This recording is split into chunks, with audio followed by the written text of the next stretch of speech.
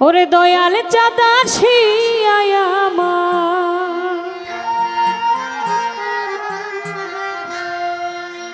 আমায় পার করে নিবে,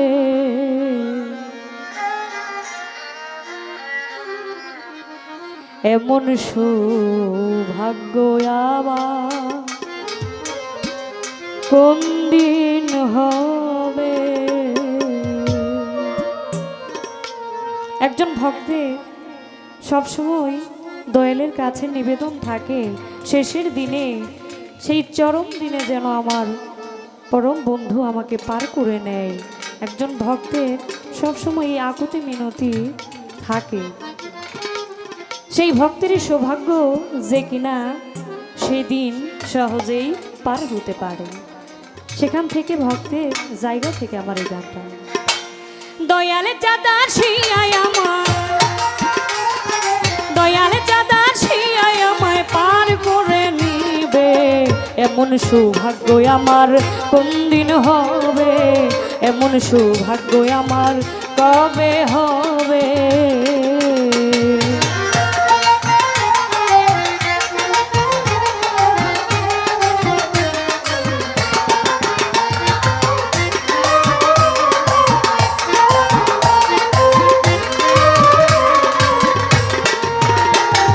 সাধনার বল আমার কিছু না,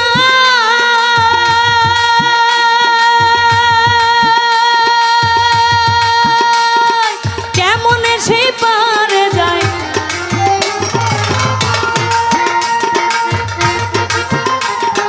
সাধনার বল আমার কিছু না, কেমন সে পারে যায়, কুলে বসে দিচ্ছি দুহাই,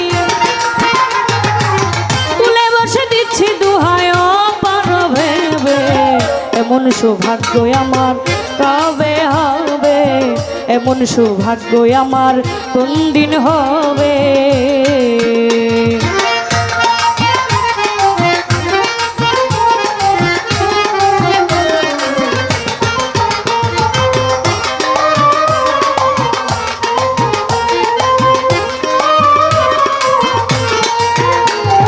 পত্রীর পাবন নামটি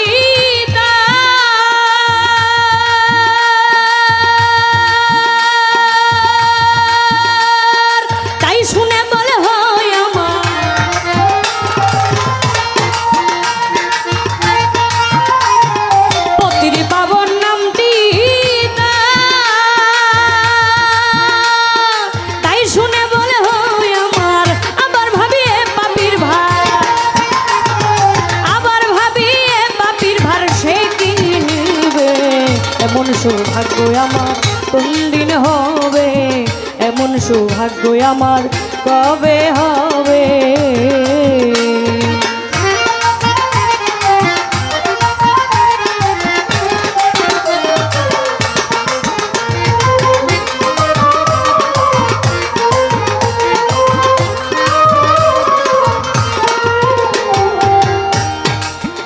দয়াল চাঁদাসিয়ায় আমায় পার করে নিবে, এমন সৌভাগ্য আমার কোন দিন হবে।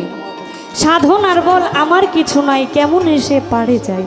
বাবারে, একটা দরবারে যখন একটা অনুষ্ঠান হয়, কিছু কিছু মানুষ আসে, শিল্পীরা কি আলোচনা করে, তো আমার ক্ষুদ্র জ্ঞান থেকে গানের উপর 2-1 মিনিটের কথা থাকবে।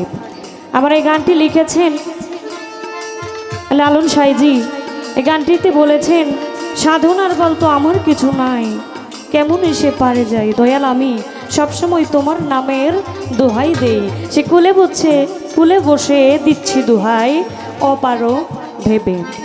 তো আমার আজকে যিনি গান করেছেন চমৎকার, তবে গানের পাশাপাশি যদি 2-1টা কথা আমরা নিতে পারি, সেখানে কি গানগুলো বেশি ভালো লাগবে। চমৎকার গান করেছেন। আমি চাই পরের স্টেজে দাঁড়িয়ে যেন আমাকে, কারণ আমি তো ছোট মানুষ, শিখতেছি, আমাকে উসিলা করে আপনারাও কিছু জানতে পারবেন, যদিও আপনারা অনেক জ্ঞানী না হলে কেউ বাউল গানে আসে না। এই যে সাধনার বল আমার কিছু নাই, তবু আমি আমার মুর্শিদের ওই পার করাটা আশা করি। এখানে যারা আমরা সোনামিয়ার ভক্ত আশেকান এবং আহমদ পাগলার ভক্ত আশিকান আছি, আমরা চাই আমাদের মুর্শিদ যেন সেই কঠিন দিনে আমাদের পার করে। আসলে এই যে গুরু এবং ভক্ত দুজনের মধ্যে যে মিল মোহাব্বত, আমাদের এই চর্মচক্ষে আমরা গুরুকে কিভাবে দেখি। আপনারা দেখবেন একজন মুর্শিদ আমারই মতো হাত পা নিয়ে জন্ম নিয়েছে। আমি যেভাবে কথা বলি আমার মুর্শিদ সেভাবে কথা বলে, আমি যা করি তাই করে এই মানব রূপে। তাহলে আমার এখানে একটু বুঝাই দিবেন, যেন একটু আলোচনা করেন। এই যে আমার মধ্যে যা আছে গুরুর মধ্যেও তাই আছে। আমি খাই ঘুমাই, গুরু খায় ঘুমায়। তাহলে এখানে কোন জিনিসটার কম রয়ে যায় যে কারণে আমি শিষ্য, আমার মুর্শিদ হয়ে যায় গুরু? ছোট্ট একটু আলোচনা করবেন এর তফাৎটা কি, যে কারণে আমরা বুঝতে পারি যে শিষ্যর কোন গুণটা নাই আর কোন গুণের কারণে গুরু অমর হয়ে থাকে। ছোট্ট করে এতটুকু আলোচনা রাখবেন। ধন্যবাদ।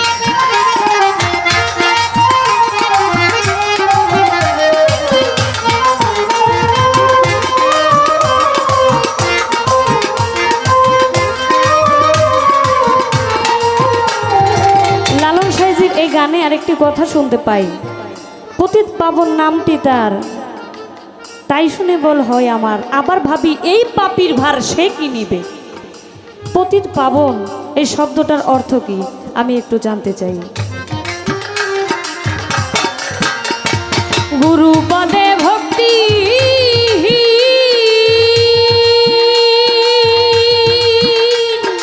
হয়ে রইলাম চিরদিন,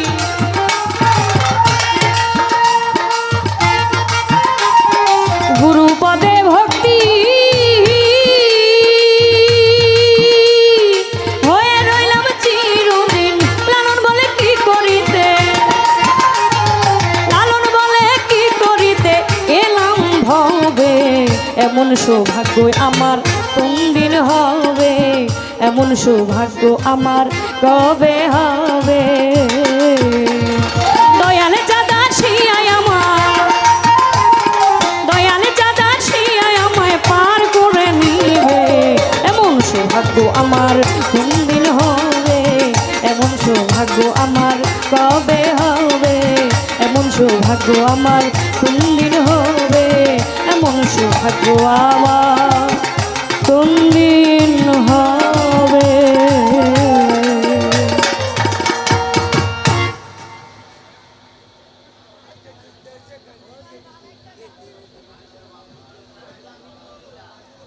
ভালো, ধন্যবাদ।